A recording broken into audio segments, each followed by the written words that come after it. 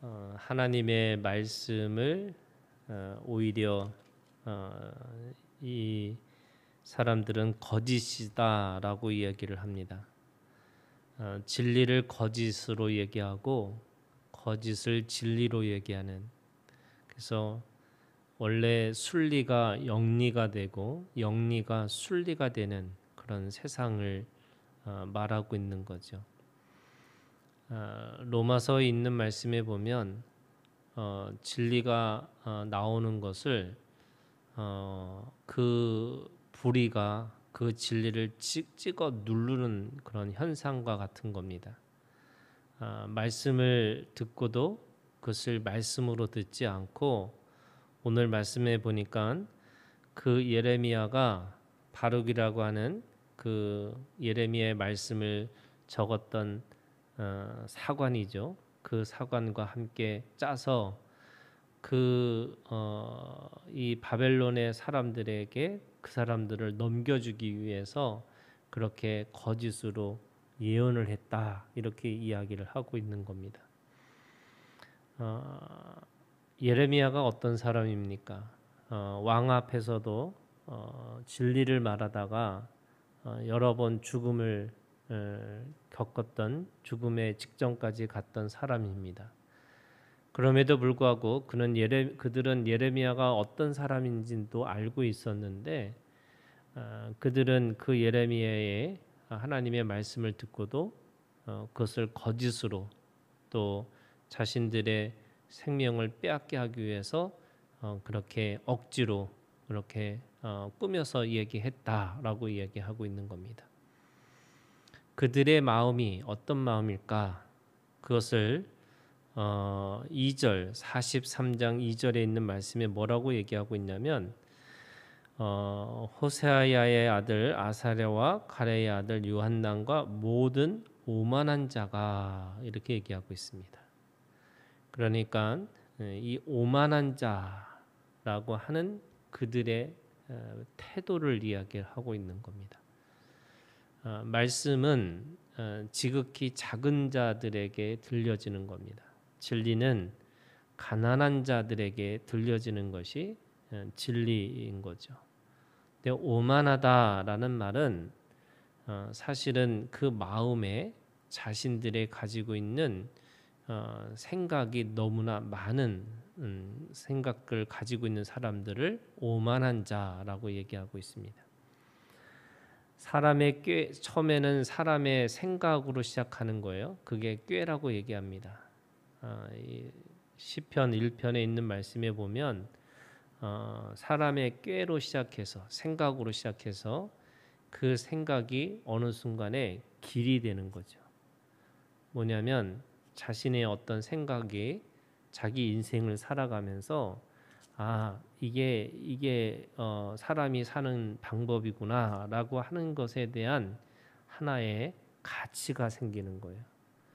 그 가치가 길이 돼 가지고 어느 순간에 그 길이 자신의 세계관이 되는 겁니다. 무슨 말이냐면 어떤 사람이 돈을 생각하고 있다가 그 돈으로 모든 것을 할 수 있구나라고 생각하니까 그 돈이 그 사람의 가치관이 되는 거예요. 그리고 그 가치관이 자라다 보니까 어느 순간에 모든 세상의 문제가 다 돈으로 해결할 수 있다라고 생각하는 거예요. 그래서 돈이 세계관이 되는 거죠. 그러니까 생각과 가치관과 세계관이 있는 그 사람의 태도가 뭐냐면 오만한 자라고 얘기하는 겁니다. 하나님의 말씀이 그들에게는 들리지 않는 거죠. 그래서 가난한 자는 복이 있나니라고 하는 이 가난이라는 말은 결국에는 내 생각이 아무것도 없이 그저 진리가 들리면 진리대로 순종하는 마음, 그것이 가난한 자라고 할 수가 있는 겁니다. 오만한 자에게는 자신의 생각, 자신의 가치, 자신의 가지고 있는 세계관이 너무나 많다 보니까 하나님의 말씀을 듣는 것에 대한 태도가 다른 거죠. 자신에게 맞는, 자신의 생각에 맞는 말씀은 좋은 말씀이고 또 자신과 다른 말씀은 나쁜 말씀인 거죠. 그리고 거짓이라고 이야기를 하고 있는 겁니다. 그래서 종교, 우리가 가지고 있는 이 믿음의 세계라는 것이 사람들이 왜 이 종교가 타락하느냐면 자신들이 원하는 그런 말씀을 듣고 자신들의 생각대로 가기 때문에 결국에는 진리와 아무 상관없는 그런 종교가 되는 거고, 또는 자신이 가지고 있는 삶의 모습이 되는 거죠. 너무나 많은 사람들이 진리를 말합니다. 그러니까 그 진리를 들으면 다 그럴 것 같아요. 그런데 사실은 그 진리대로 살지 않습니다. 왜냐하면 그 오만한 자라고 하는 태도가 있기 때문에 그런 거죠. 그래서 오죽하면은 그런 이 가사도 있잖아요. 내 안에 내가 너무나 많아, 이렇게 돼 있잖아요. 내 속에 내가 너무 많습니다. 그걸 오만한 자의 마음이라고 얘기하는 거죠. 그걸 두 마음이라고 하는 거죠. 하나님의 마음과 내 마음이 싸우기 시작해서 결국에는 두 마음으로 살아가는데, 그 두 마음이라는 것이 어떤 때는 하나님 말씀, 어떤 때는 내 말씀, 이게 쫓아가는 거예요. 그게 왜 맞냐면 하나님의 말씀에 따라서 살려고 하는데 그것이 자기한테 맞는 거는 하나님의 말씀이 맞는 거고, 자기한테 안 맞는 거는 또 자기 생각대로 살아가는 거예요. 그래서 오늘 이 43장 2절에 그들의 생각, 그들의 태도를 뭐라고 그러냐면 모든 오만한 자가, 이렇게 얘기합니다. 예레미야의 진리의 말씀을 듣고도 그들은 불의를 가지고 그 진리의 말씀을 찍어 누르고 있는 거죠. 그러고 나서 그들이 4절에 여호와의 목소리를 순종하지 아니하고, 이렇게 얘기합니다.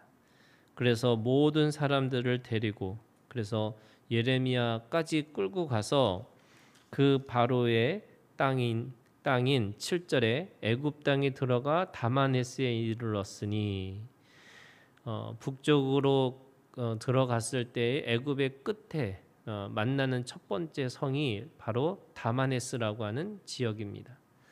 그래서 그 속에 들어가서 이르렀으니 그들이 여호와의 목소리를 순종하지 아니함이라, 이렇게 얘기하고 있습니다. 기어코 가는 거죠. 하나님이 그곳에 가면 칼과 기근과 전염병이 있을 것이라고 했는데도 불구하고 그들은 갑니다. 왜냐하면 그곳이 순간적으로는 그곳이 안전하다고 생각하는 거예요. 그곳이 가장 자신들에 있어서 타당하다고 이야기하는 거죠. 늘 제가 성경 공부를 하다 보면 사람들이 하는 얘기가 그거예요. 하나님의 말씀을 전하면 마지막에 하고 싶은 말 할 때 이런 거예요. 목사님 정말로 이렇게 사는 거 아니겠죠? 이러는 거예요. 세상은 이렇게 살면은 당하고 사는 거고, 이렇게 살면은 늘 세상 사람들에게 경쟁해서 지고 살아갈 수밖에 없다고. 그러면서 말씀은 말씀대로 듣고 자기의 삶은 자기의 삶대로 가는 거죠. 그게 기어코 애굽 땅으로 들어가는 사람들의 마음인 거죠. 그 마음으로 살다 보니까 이 예레미야가 다시 다마네스에서 여호와의 말씀을 듣기 시작합니다. 뭐라고 말씀하시냐면 9절, 너는 유다 사람의 눈앞에서 네 손으로 큰 돌 여러 개를 가져다가 다마네스에 있는 바로의 궁전 대문에 벽돌로 쌓은 축대에 진흙으로 감추라, 이렇게 얘기합니다. 왜 이렇게 사람들에게 이것을 하느냐? 하나님의 말씀이 반드시 이루어질 거라고 하는 것을 보여주기 위한 하나님의 이 행동인 거죠. 하나님의 말씀은 1.1핵이라도 어긋남이 없는 거예요. 또 다 꽃도 시들고 인생도 다 시들어도 하나님의 말씀은 영원한 거예요. 그렇기 때문에 그 말씀이 반드시 이루어질 것이다 라고 하는 것을 그곳에다가 돌로 감춰서 모든 사람들에게 증거가 되게 할 수 있다라고 말씀하시는 거예요. 하나님의 말씀이 영원하고 하나님의 말씀은 반드시 이루어질 것이다. 그래서 늘 얘기하는 거지만 말씀과 기도로 거룩해진다라는 것은 결국 말씀을 가지고 추구하고 살아갈 수 있는 힘이 기도인데, 그 기도라는 건 뭐냐면 내가 말씀대로 살고자 하는 우리의 하나님 앞에서의 결심이라고 할 수 있는 거예요. 그래서 기도라는 것이 내 뜻과 소원과 목적을 이루어지는 것이 아니라 하나님의 말씀이 영원하게 그것이 반드시 이루어질 것이라는 것을 내가 동의하는 겁니다. 그래서 그게 기도의 삶이라고 이야기하는 거죠. 그래서 감추라라고 하는 말씀은 결국에 그 비밀, 하나님의 말씀의 비밀은 결국 모든 사람들에게 그렇게 드러날 것이다라고 이야기하고 있는 거죠.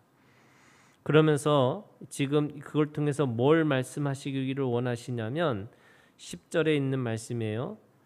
보라, 내가 내 종 바벨론의 느부갓네살 왕을 불러오리니 그가 그의 왕자를 내가 감추게 한 이 돌들 위에 놓고 또 그 화려한 큰 장막을 그 위에 치리라. 그 돌 위에 그렇게 장막을 치고 화려한 장막을 그렇게 만들 것이라는 말은 그 땅이 바로 이 바벨론 느부갓네살 왕에게 침략을 받고 그래서 칼로 멸망을 당할 것이다라고 이야기를 하고 있는 거죠. 그때 11절 애굽 땅을 치고 죽일 자는 죽이고 사로잡을 자는 사로잡고 칼로 칠 자는 칼로 칠 것이다 이렇게 얘기합니다. 다 뭐예요? 다 불행인 거죠. 다 저주입니다. 그러니까 사실은 예레미야 말씀을 따라 진리를 따르면 다 살 것이다라고 했는데 그곳에 가면 결국에는 죽음을 당하고 사로잡힐 것이고 또 어떤 사람은 그 안에서 아주 처참하게 죽음을 당할 것이다라고 이야기하고 있는 거죠. 뿐만 아니라 하나님은 그 속에서 그 인간들이 가지고 있는 그 오만한 자의 그 마음이라는 게 도대체 뭐냐? 그것이 12절부터 13절에 그 안에 있는 우상들의 실상들을 얘기하고 있는 거죠. 그게 우상들이에요. 12절 애굽 신들의 신당을 불주르리라.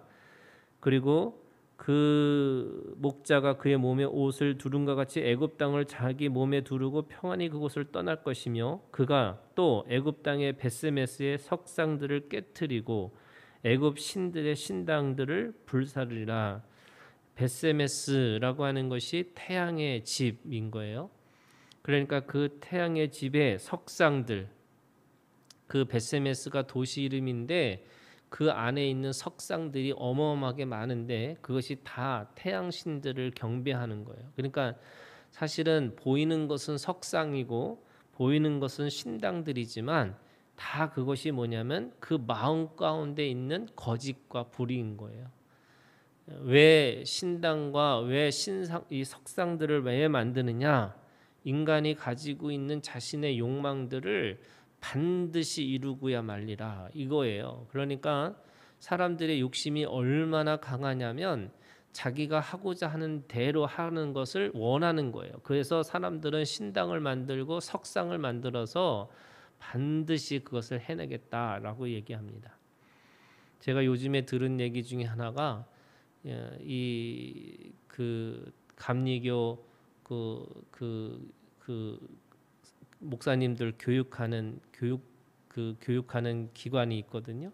그 바로 옆에 신당을 누가 만들었는데 거기 신당들이 얼마나 잘 되냐면 그냥 땅도 어마어마하게 그 땅을 빌려 가지고 누가 쓰는데 그 땅에 그 무당이 와 가지고 어마어마하게 번성하고 부흥하고 있다는 거예요. 그러면서 이걸 어떻게 해야 되는지 사람들이 고민하고 있어요. 근데요, 여러분, 왜 신당들과 왜 그렇게 무당들이 잘 될까? 결국에는 자신들이 가지고 있는 욕망의 하나의 그 표상인 거죠. 반드시 그렇게 하는 거예요. 그러니까 사실은 세상에서 잘 안 되는 게 진리인 거고요. 세상에서 더 힘들어지는 게 진리의 말씀대로 살아가는 건데 사람들은 그 안에서 어떻게든지 더 잘 살고 더 하려고 하는 거예요. 이게 우리가 가지고 있는 착각 중에 하나예요, 여러분. 우리가 교회가 크고 교회가 번성하고 이게 세상에서 맞는 것처럼 보이지만 원래 진리는 그 안에서 비진리에게 눌려 있는 거고요. 불의에게 늘 짓눌려 있는 거고, 그러면서 가끔 진리가 이 진리가 잘 되는 거고, 가끔 진리가 이기는 것처럼 보이는 때가 있는 거지. 결국에는 여러분 이 세상에서는 결국 비진리가 더 잘 되고 더 하는 거예요. 그래서 우리가 성공하는 게 하나님 앞에 반드시 복이 아닐 수도 있다는 거예요. 오늘 우리가 주님 안에서 내 마음에 석상이 있어요. 내 마음에 신당이 있어요. 여러분 그것이 깨지고 부서지고 파괴되고 파멸돼야지 그 안에 하나님의 집을 짓고 살아갈 수 있는, 그래서 베세메스가 아니라 베델이 되는 우리의 마음이 하나님의 집을 짓고 살아가는 오늘 우리가 되기를 주님의 이름으로 축원합니다.